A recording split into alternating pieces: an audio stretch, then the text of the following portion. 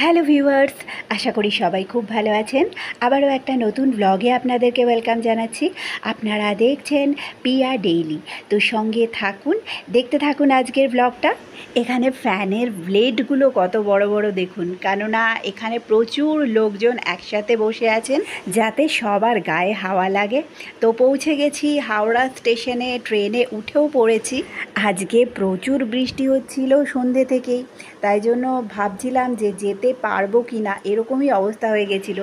তবু যাক, ট্রেন অবধি পৌঁছাতে পেরেছি, মানে পৌঁছে যাব। সারা রাত ট্রেনে জার্নি করার পর সকালবেলা নেমে পড়লাম স্টেশনে। কোন স্টেশন সেটা একটু পরেই বুঝতে পেরে যাবেন। এখানে স্টেশনে একটা জিনিস খুব ভালো লাগলো, বয়স্কদের জন্য এরকম গাড়ির ব্যবস্থা রয়েছে। তো আমরা একটা ট্রাভেল এজেন্সির সাথে এসেছি।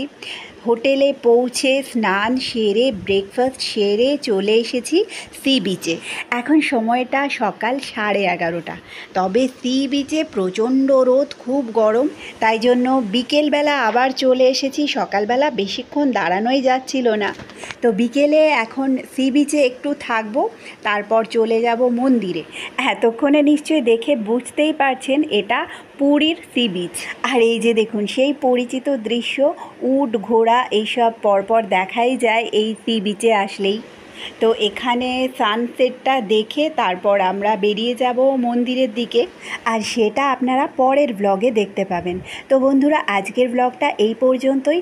আমার ব্লগগুলো কেমন লাগছে কমেন্ট সেকশানে কিন্তু অবশ্যই জানাবেন। তো এখানে বসে একটু চা খেয়ে নেব। তো বন্ধুরা, আশা করি সবাই সঙ্গে থাকবেন ইউটিউব চ্যানেল আর ফেসবুক প্রোফাইলে। দেখা হচ্ছে খুব তাড়াতাড়ি পরের আরও একটা নতুন ব্লগে।